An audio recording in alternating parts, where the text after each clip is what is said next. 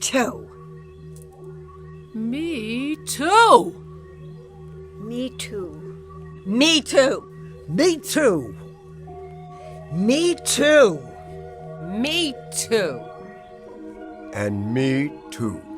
Me too. Me too. Me too. Half a century has passed since Carol Hollenbeck first starred in the Hollywood film production of Eden Cried, and Saturday evening, the author and once aspiring actress is set to read the play inspired by this life-altering experience, hometown premiere at Newburgh's Ritz Theater, providing a sort of closure for this lifetime devotee to the arts. 50 years ago, I had a Hollywood movie premiere. I was in Hollywood, strolling down Hollywood and Vine, when he turned and said to me, "Hey, do you want to be in the movies? Do you want to be? Do you want to be in the movies? Then come and follow me." Like a fool, I followed. I was only 23. I was stupid and naive. I just went innocently. When I entered his office, oh, everything looked legit. Propping his feet up on his desk, he just pulled out a cigar, which he lit. And he smiled and said to me, "You know who you remind me of?" I shook my head, no. To which he replied, "Marilyn Monroe." Next thing I knew, I had no time to move.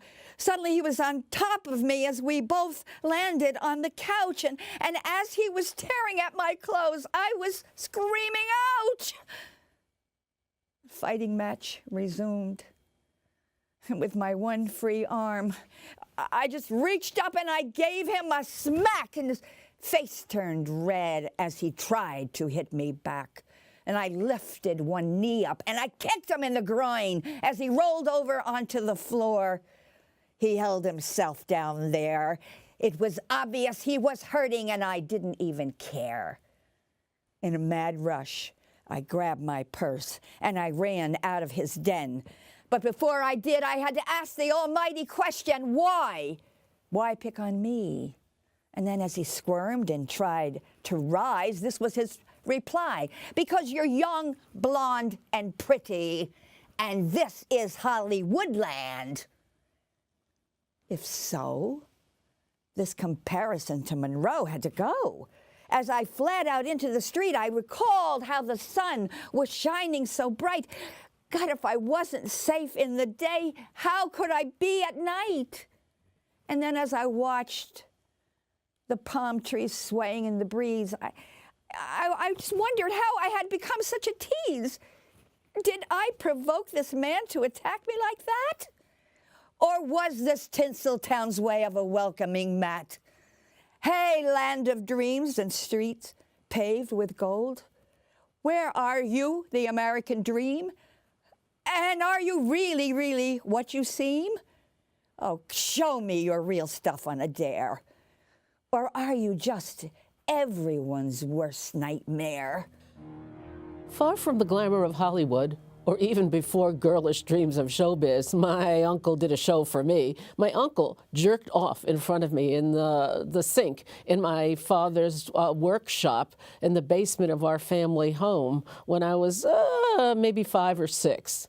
My dad had gone upstairs for a moment, leaving me alone with him. He unzipped his pants and started rubbing himself. I didn't know much back then, but I knew it didn't seem right. When he was done, he beckoned to me and whispered, "Shh, don't tell anyone. This is our little secret." Later on, when I learned about penises and sex and all that, I fully understood what he had been doing.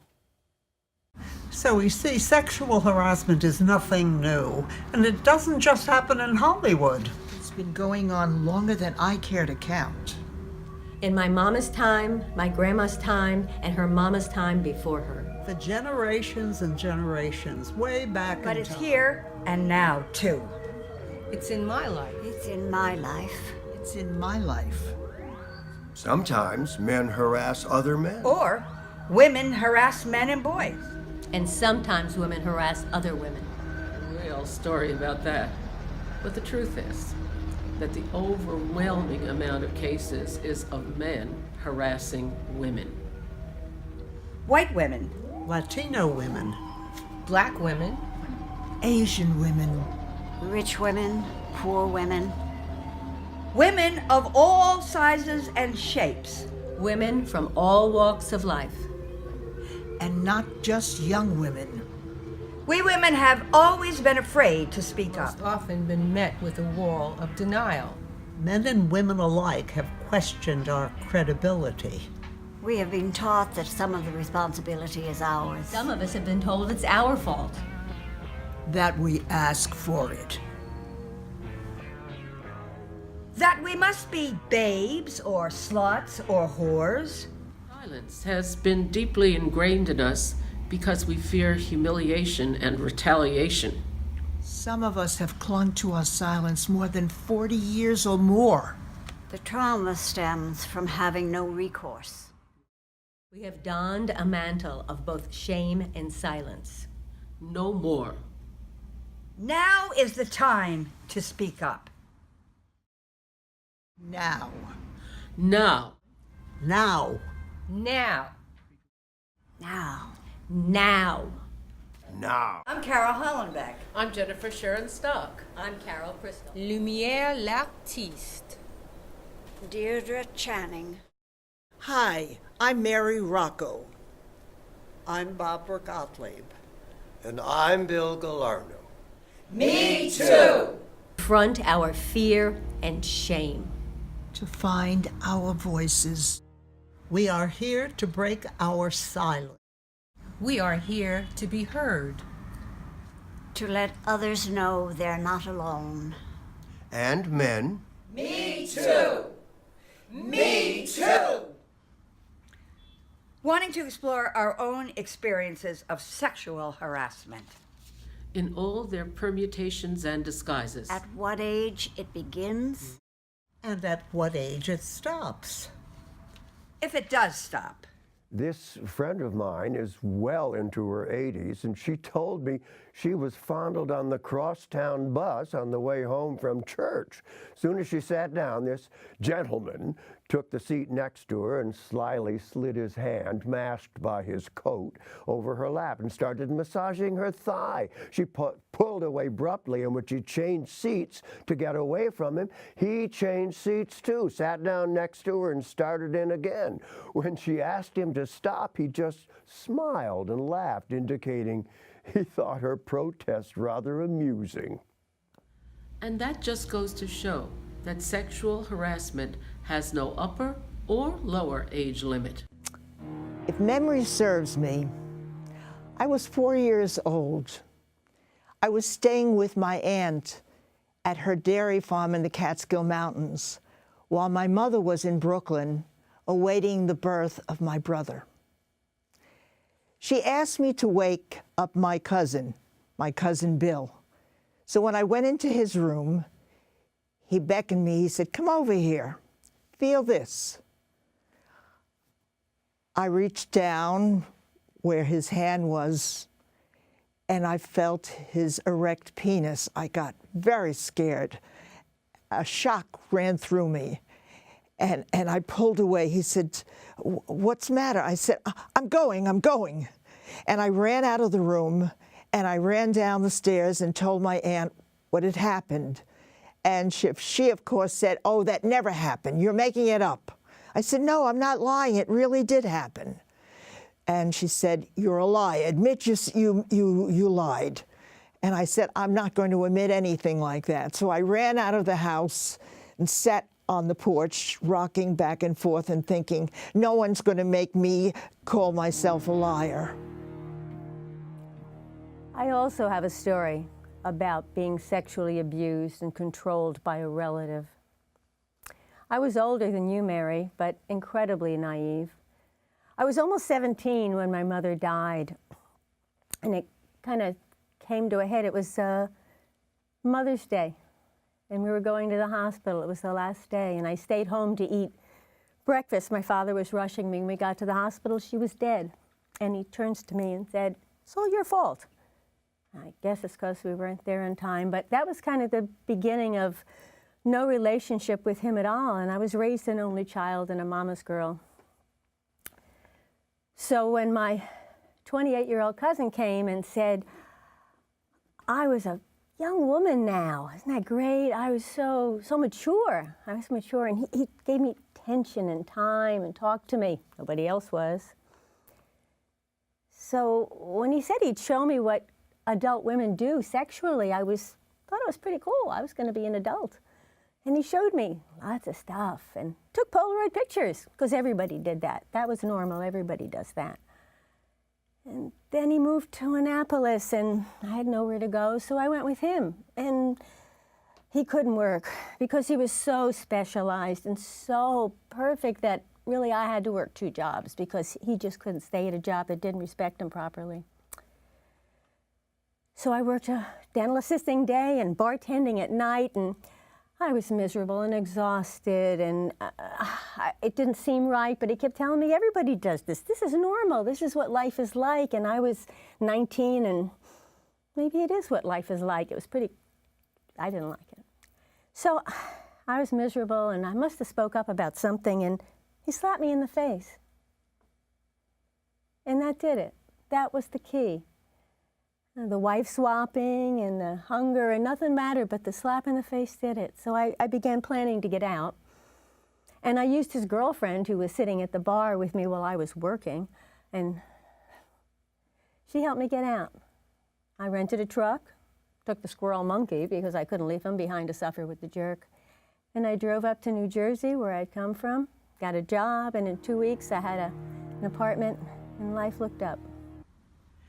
I'm sure we've all had disturbing stories to share. Those of us in show business know all about the casting couch. You mean the casting crotch? That certainly is a big part of it. But it's more than the casting couch. As a young actor, new to New York in the early 1960s, I was eager to get representation. Well, I felt lucky to get an appointment with a well-known agent. When we were alone, he asked me if I were straight or gay. He insisted on knowing. Well, I paused, and I gave him the answer I thought he wanted. I never heard from him again. I left Hollywood in the 60s because of the casting couch. This story is about the time I had an audition at Universal Studios. I was thrilled to be going there.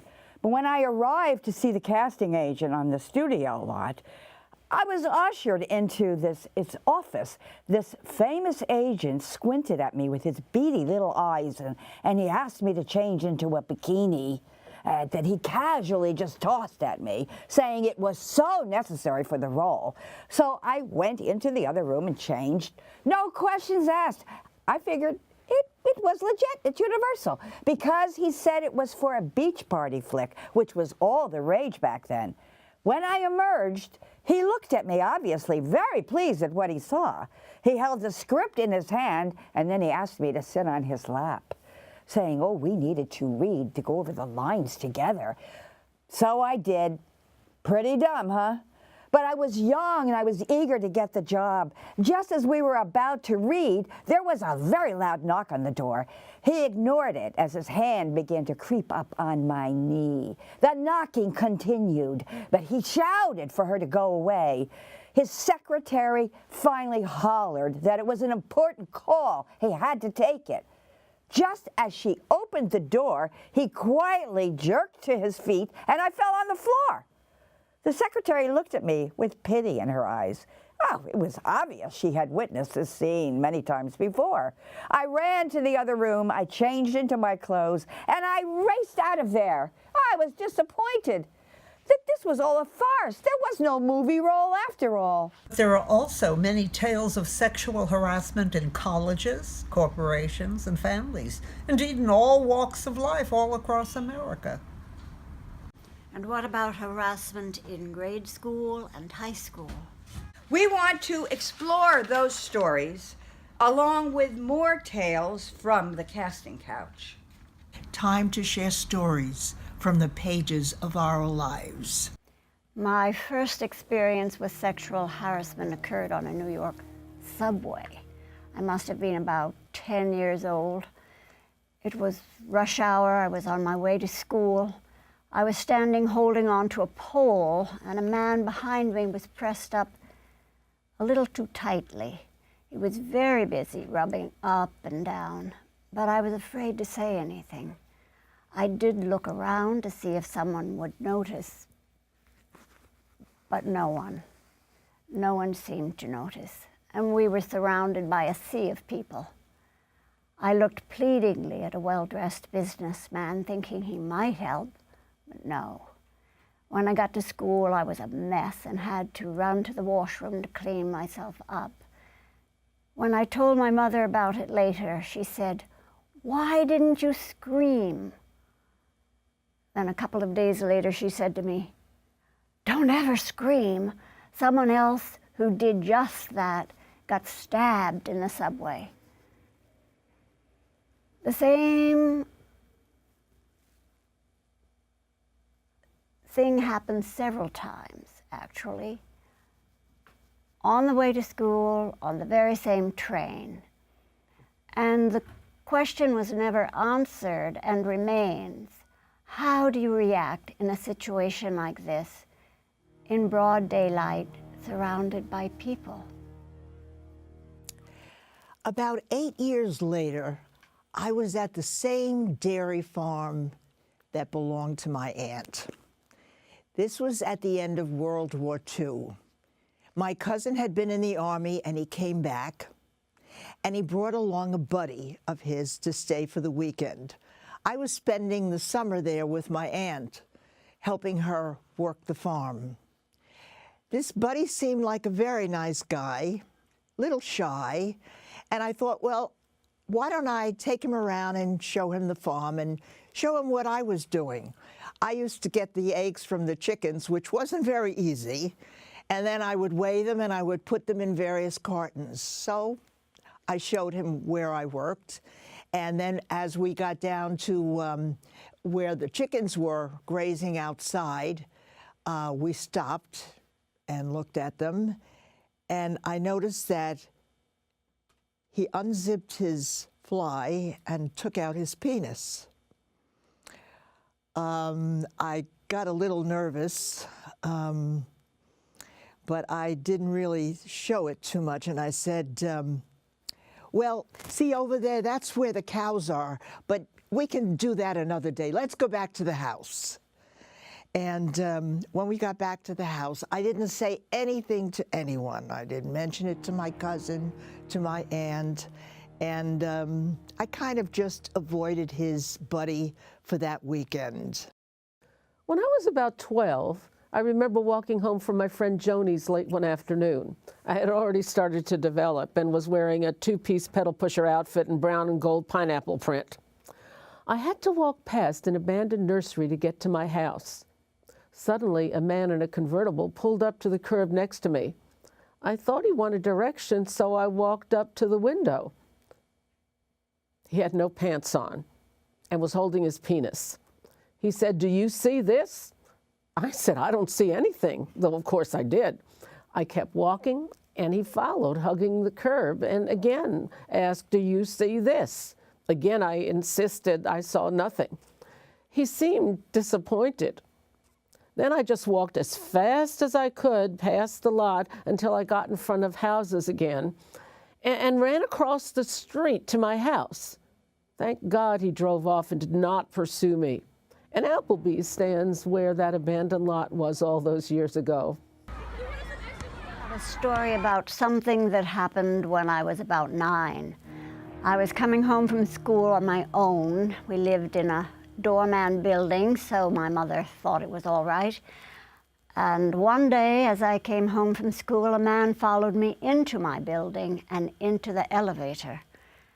It was most unusual that my doorman was not at his post that day. I didn't pay attention, and as soon as the elevator doors closed, the man was all over me. When the elevator opened again, we had gone back to the ground floor, and the man pulled me towards the front door and the street. I was so stunned I didn't say anything. As he was about to leave the building with me in tow, out of the blue came my doorman and said, "Do you know this man?" I shook my head no and reached for the doorman. The man let go of me and scurried away, and the doorman shepherded me into the building. I shudder to think what might have happened if he had not appeared. In 1969, I went on my first European vacation. I spent 3 weeks in Italy, where I was told women could expect to be pinched. While in Florence at the Pitti Palace, I was alone in a gallery, bending over a table to examine an artifact. I thought I felt a pinch. Since I was alone with the exception of a one-legged World War I veteran who happened to be the guard, I assumed I had imagined it. I moved to another area where I felt another pinch. This time I whirled around quickly to come face to face with the guard, who smiled mischievously, and then I realized he was the culprit. Because of his age and physical problems, I decided not to complain, and instead laughed hysterically. Leg or no leg, he wouldn't have gotten away with that with me. I went to Italy. I kind of looked forward to being pinched. That kind of thinking just encourages bad behavior. Culture or no culture, maybe that's a part of the problem. When we let things go, men try to see what they can get away with. Judging by what's been in the news lately, oh, they have gotten away with plenty. Well, they have. Barbara's story is somewhat amusing, but it's much more serious when men come after us in the workplace. Here gets his comeuppance. A poem by Jennifer Sharon Stock. A noisy old lawyer named Royalton Sawyer worked for Floyd, Lloyd, and Boyd, LLP. At his cases he toiled, his opponents he foiled, his plays were all planned to a T. But the girls found him noisome. His oily ways irked him. As his loins he gyrated with glee. Of true poise he was void, with their pride he e'er toyed, from his pawing they longed to be free. For he fondled and stroked with his male organ poked, as he pumped up and down merrily. The girls stayed annoyed, and the court they employed, neatly spoiling his game by decree. Thus Royalton Sawyer, that lecherous lawyer, from Floyd, Lloyd, and Boyd, was set free. So after my mother had died, I was hungry, literally.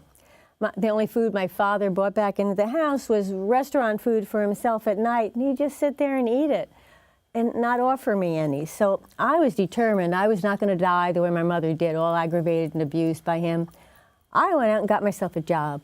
So I got a job at a deli. I figured, great, food and a salary. I thought I was really slick. But I didn't know it also came with harassment. So after the owner of the place backed me up into the oven a few times, all grabby, I just ran and wound up not getting the food or the salary. I often worked as an office temp to make what we called bread and butter money back in the old days. One day, I agreed to work overtime at a famous Midtown law firm. No sooner had all the other employees left than the boss, who was a big man dressed like a cowboy, I kid you not, came up behind me, grabbed me, and started kissing my head and shoulders. I whirled around, startled and angry. He said, "What, kissing isn't permitted?" I was so surprised, I didn't know what to say. but picked up my coat and purse, and like Carol, I exited without having my pay voucher for the day signed. Jennifer's story just reminded me of my time as an office temp in the early 60s. I had a long-term assignment in working in Wall Street. The boss was pleased with my work. After all, I could type 68 words a minute on a manual typewriter. He asked me to work full-time. I declined, letting him know that I was dedicated to my performing career. He then arranged to have me work after hours, after the rest of the staff had left for the day. I felt very uncomfortable with him alone, and I asked my agency for a transfer to another assignment. It's great when we're able to fend men off, but sometimes we're not able to. Back in the 60s and 70s, many men thought that if they treated you to an expensive night out, they were entitled to sex. One of my friends said, "I'd rather have the money." But of course, none of us were really what we called $100 girls back in the day. I was doing a play in one of the local churches in Brooklyn Heights. I must have been in my early 30s at the time. On my way to my car, I met a very good-looking Indonesian man who was wearing a very lovely cowboy hat. And he said hello to me. And I said hello back, and we started talking. And I felt that he was very friendly and very nice, so we planned a date. We planned to go bicycle riding around the reservoir in Manhattan, where I lived. So after we had our bicycle ride, which was very pleasant, he suggested that I come back to Brooklyn Heights, to his apartment, and he was going to make an Indonesian meal for me. Well, that sounded okay. It sounded a little complicated since we were in Manhattan, but all right, I went along with it. And the meal was all right. But I didn't feel quite comfortable in his apartment because he didn't have a sofa. And he said he was very tired, and could he rest after spending such a busy day? Why don't we just lay down on his bed for a minute and listen to some music? Well, we did, and soon thereafter, he started kissing and hugging me and suggesting we have sex, which I at first said, no, really, I want to get back to Manhattan. Well, he wouldn't hear about it, and he just gently but persuasively got me to have sex with him. Well, I did it against my will. It wasn't anything I really wanted to do. And I felt very bad afterwards. I was angry with myself for using my bad judgment for going back to his apartment when I really didn't know him that well. That was very foolish.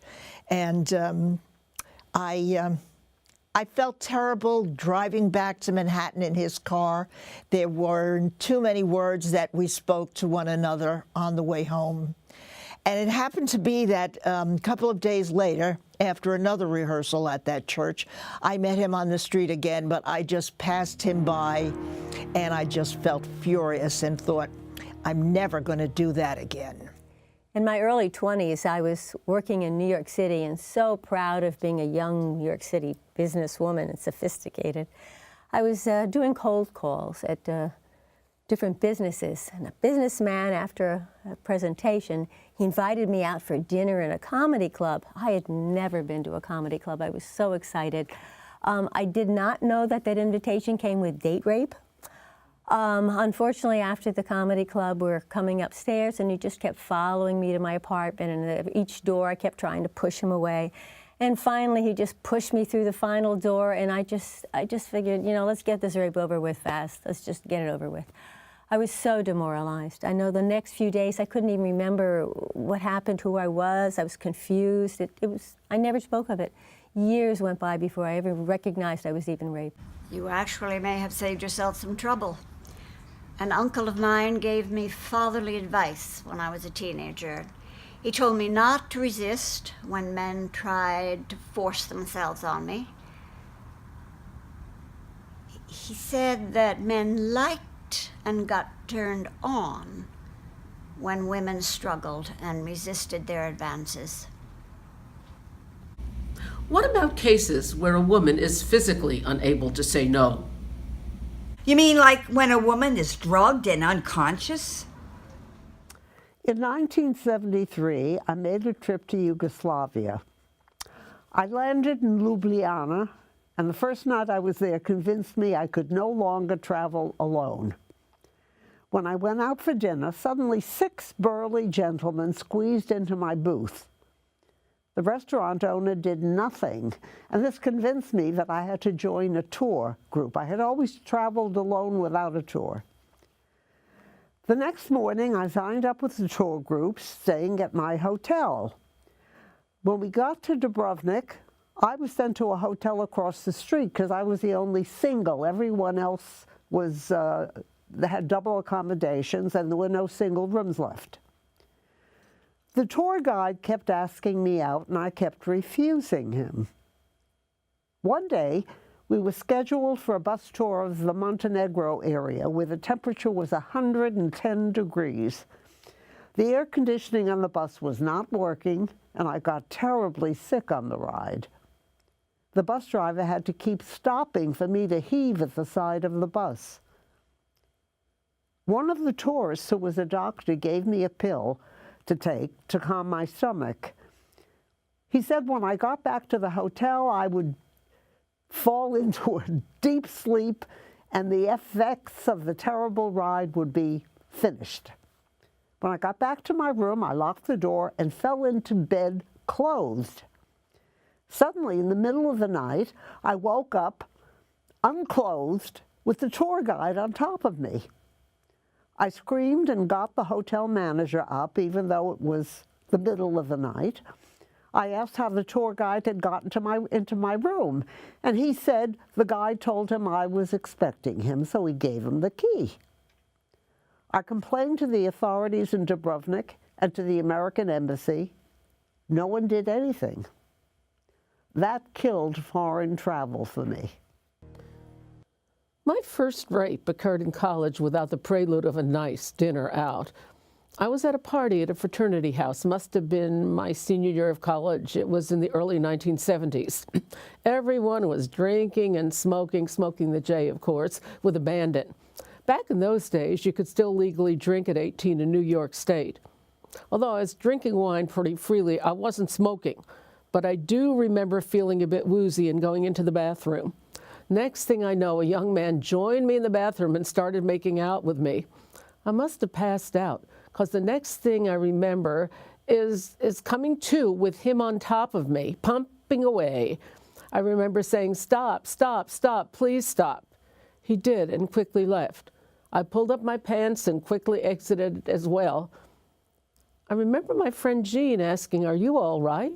Embarrassed, I just said yes. Later, I asked another friend, Anne, I think George, I think that was his name, gave it to me in the bathroom. She said, yes, he did. I don't have any respect for a guy who would do that to a girl. Looking back later, way later, I figured somebody must have dropped drugs in my wine. Spiking a girl's drink is nothing new. But I thought that what happened was somehow my fault. On top of it all, hesitate to say he gave me a nasty case of the clap. I was ashamed and didn't tell anyone, but it wasn't until years later that I came to grips with the fact that I had been raped. Funny. After all this time, I can still close my eyes and see his face, but I don't even know if George is his real name. Let's get real. I think most men don't give it a second thought. In 1964, during a 2-month-long school strike, I worked as a hostess in the dining room at the Concord Hotel in the Catskills. I usually ate dinner with the hotel band leader. One night, a man approached our table with sheet music. I didn't know it at the time, but he was a famous comedian. He wanted the band leader to introduce his act. Ned, the band leader, introduced me to him, and I rather innocently asked, And what do you do, Mr. Dangerfield? Mr. Dangerfield couldn't believe that I didn't know who he was.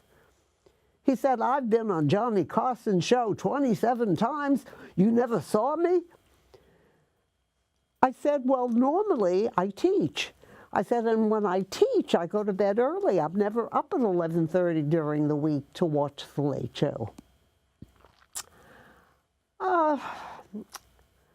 That was that. And then 5 years passed.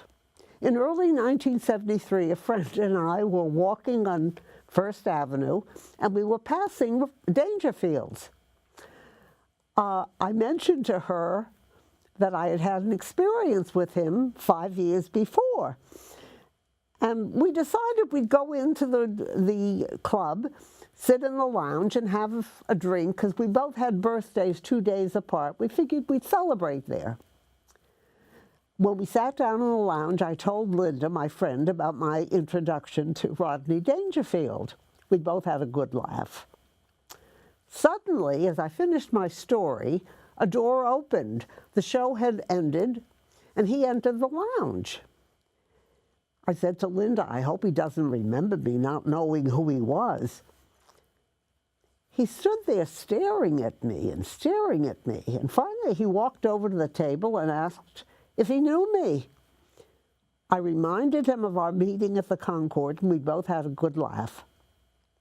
After talking for a half hour and telling me that now that he had his own club, he had to spend most of his time in New York, and the only respite was a week in Miami and a week in Las Vegas every year, he said he would be going to Vegas for the holiday, Christmas, and asked, how would you like to join me for a lust-filled week? I couldn't believe my ears. I thought I had heard wrong. I said, excuse me? He then said, how about it? I told him I would think about it, but secretly doubted I would go. He then left us for the next show, and we sat there stunned until we finished our drinks. The next day in the teacher's lounge, I recounted the story of my experience at Dangerfield's. People wondered why I didn't take him up on his offer, but he somehow didn't appeal to me, so the offer really was turned down. Some celebrities cannot imagine that any woman would want to turn them down. Guess they think they're God's gift to the world. When I was in my early 20s, I did a low-budget horror film, The Shriek of the Mutilated. I had the lead role and delusions of grandeur. I thought I was going to be a star. So when a well-known radio and television celebrity introduced me to a gentleman who was supposed to be a manager, and he offered to take me to Hollywood to introduce me to some agents and directors, I was very excited. My first clue that something was not right was when he told me that I was going to fly as his wife. I did not like the idea of not being on the plane's manifest. But the big red flag went up when he told me, I'm going to tell the agents you're not a hooker. I thought, why would there even be a question that I was one? I didn't like the smell of it, so I decided not to go. The so-called manager was very, very upset. My celebrity friend later told me I was too nice a girl to pass around, so I figured he must have been supplying these agents and directors with girls on a regular basis. Glad I didn't go. I might have been stranded in a strange place in a compromised or even dangerous position. Yeah, well, we're back to the 1960s, and I had had loads of press in Hollywood because they were grooming me to be another Marilyn Monroe type. My photo had appeared in several newspapers, magazines, and this exposure caused a female fan to kind of call my manager several times, almost like a stalker. Finally, I did speak to her and decided to meet the person she insisted I should meet. My manager was suspicious, so he called the FBI wanting to check this guy out. They called back and made a time to meet with me and my manager at a diner in Sunset Boulevard. The FBI told us they were searching for this guy and would I help to catch him? I was frightened, but well, we decided that I would do what I could do. And that is when the FBI, myself and my manager, drove together up the strange and winding road to the meeting that we were given. The building appeared to look a lot like an old warehouse from years ago. And when I got out of the car, the others waited right there in the driveway for me. A man came towards me and escorted me to this large entrance. When that huge door opened, I went inside and looked around. There was nobody. And then I heard a noise. I looked up, and there was this strange gentleman on a balcony peering down at me suspiciously. Then his assistants announced my name, and as he walked away, he shouted up to his boss, who was up on the balcony, that I had people waiting for me outside. Well, suddenly, the boss man ran off that balcony like a bat out of hell and raced out of the building, leaving me standing there stunned until somebody finally opened the door for me to exit. According to the FBI, this man was kidnapping sort of blonde women for rich foreign benefactors. So thank God my kidnapping was finally interrupted by the fact that I was not alone. I had protection. Although I was saved from a fate that could have been worse than death, for me anyway, the FBI did not get to capture their man that night. I have a similar story. In 1961, I was cast in a pre-Broadway tryout of a play by a prominent American playwright. We were at a famous summer theater in upstate New York. It was a great company with a couple of big names, and the author told me he was pleased with my work. His secretary alerted me on a day off that his boss was hosting a party at his home, several miles distant, and he offered to drive me there and back. Well, of course I said yes. We set off after dinner and arrived at the author's house in semi-darkness. There was no one there. The house was dark, and my chauffeur said he had the key. I was young, but not totally naive. I was alarmed and furious. He said we would spend the night. I said, no, I want to go back. He said no. I told him I would get out and hitch my way back in the dark. At that moment, I realized how Carol and so many other young women must feel in a similar situation. The playwright's secretary finally relented and drove me back in strained silence. I witnessed a director coming on to actors during the audition process. During the 80s, I frequently stage managed, and this particular year, I was stage managing an entire season of summer stock in a theater in upstate New York. The director was a member of Stage Directors and Choreographers Union and a respected member of the theater community. I was astounded when I found myself in the audition room during callbacks and was surprised to hear the director propositioning young male actors in their individual callbacks. He would tell them how much he wanted them and would try to elicit the promise of rooming together during the stock season. I put my head down, pretending to be busy with paperwork and feigning not to hear what was going on. Nevertheless, I was disturbed, to say the least, and probably should have reported it to the union, but I needed the work and was afraid I'd lose the job. The climate was not conducive to whistleblowers back then. I am still deeply ashamed that I didn't have the courage to speak out for those fellas. Some of them later told me they went along with it as they too needed the work. As a humorous side note, none of them did room with the director that summer. Years later, I heard that he had been violently murdered at the hands of a trick. Looking back now, I feel sorry for him. Is that karma payback? I don't know. I was spending a week in Fire Island one time, and I met this very friendly fellow on the beach. We started swimming together and avoiding the waves, and we had a lot of laughs and very, very good conversation. and he suggested that we meet that evening for dinner and drinks, which I thought was a great idea. And we did meet, and the dinner was lovely. The atmosphere was very pleasant. And he said to me, "Why don't you come over to my place for a while?" I thought, okay, why not? And we eventually made love. And right after having made love, he said to me, "Okay, get up, go." "What do you mean, go?" He said, "Well, I want you to go back to your place." Well, I was shocked. I mean, he had been so friendly, so warm, so humorous, and this cold statement about that I had to leave him right away after having sex. I didn't know what to say, actually. I was furious, but also surprised. Well, I got up and I got dressed and I did leave. And I thought to myself, what could I have said to him? So I mumbled to myself as I left his place, dropped dead. But you know what? I blamed myself because I didn't have good judgment.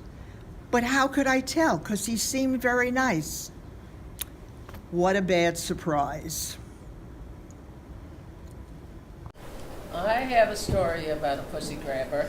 Back in the 1970s, I was up for a centerfold in a girly magazine. Believe it or not, I was really hot looking then, and I didn't mind appearing semi-nude or even totally nude in a photo shoot.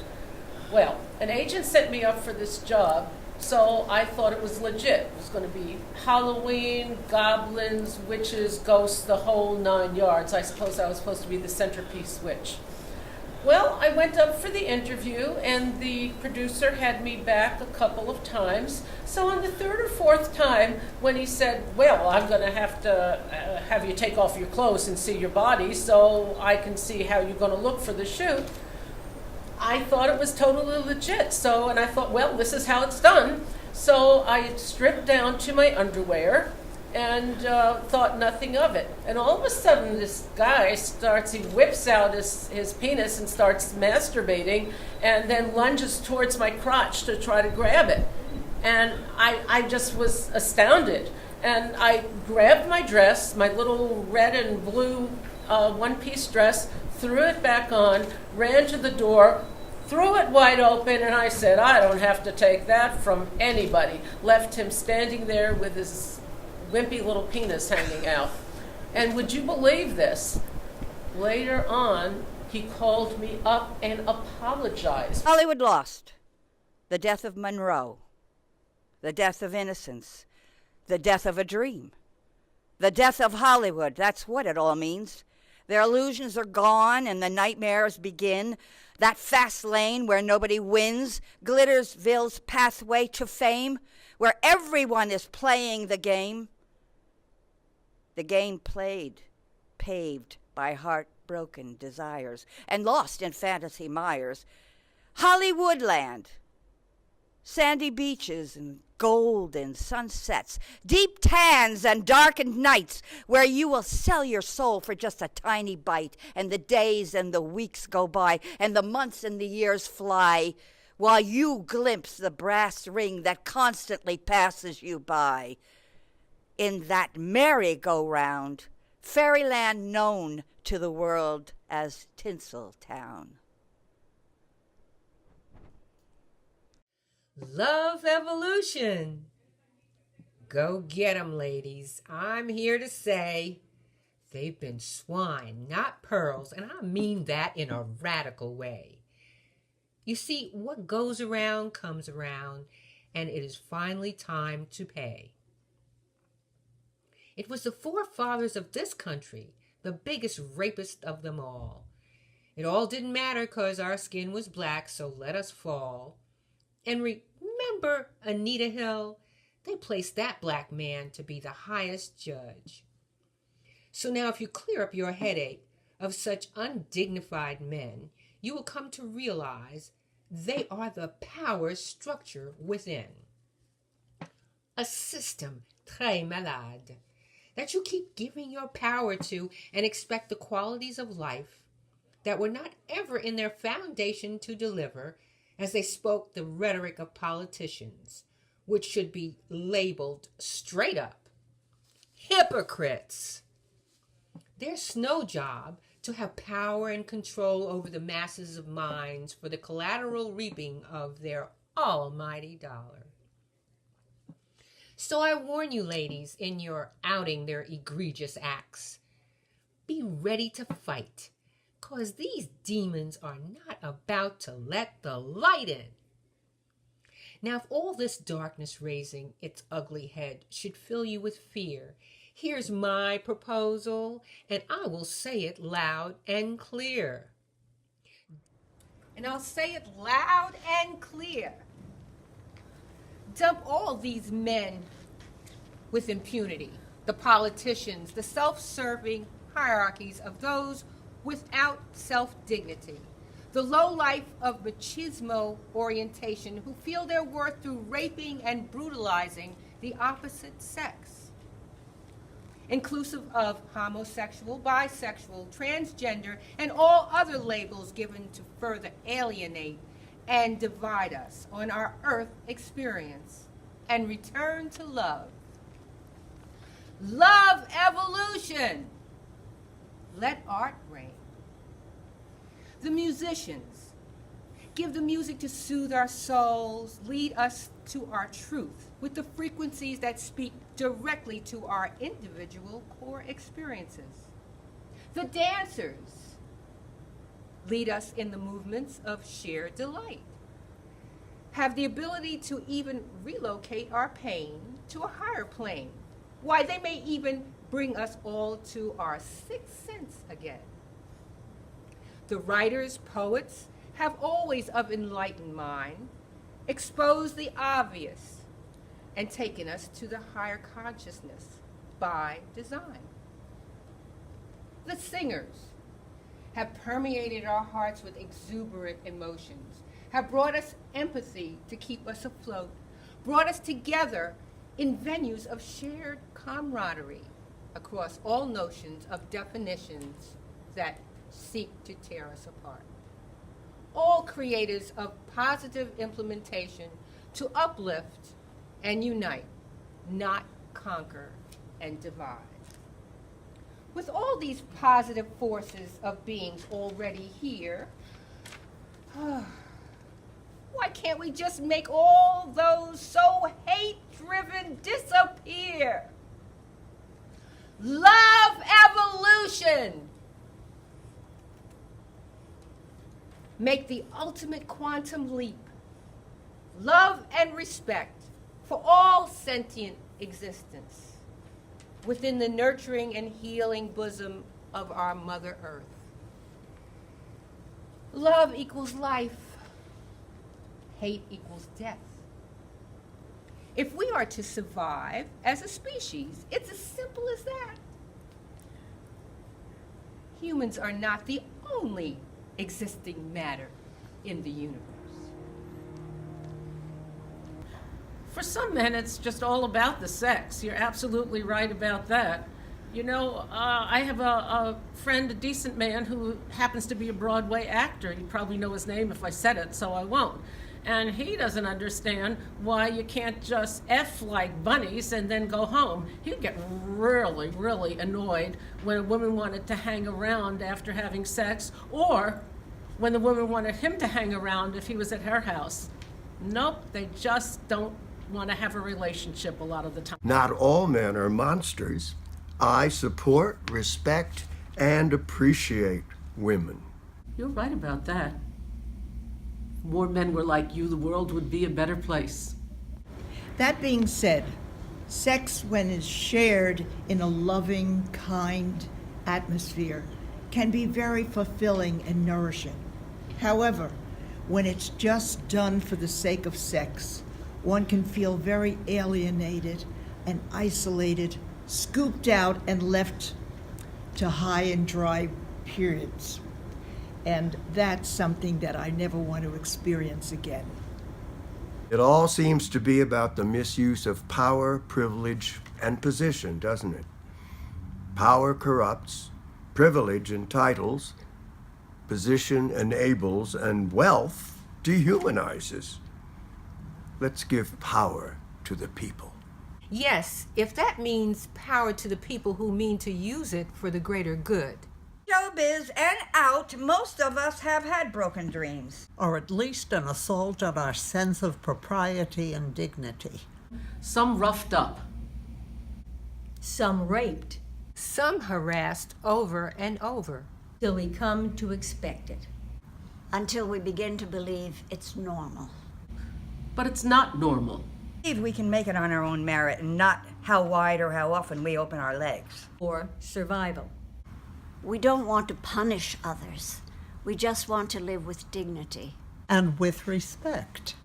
Some people may think we're Because we lying. have kept these secrets for so long. We seniors have held on to our silence for far too long. Leave to speak out.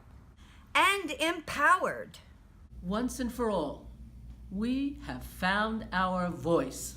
We seniors finally break our silence. We finally say, me too.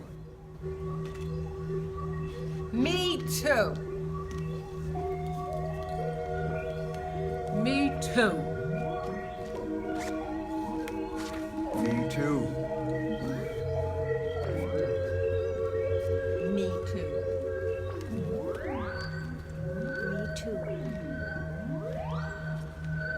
Me too.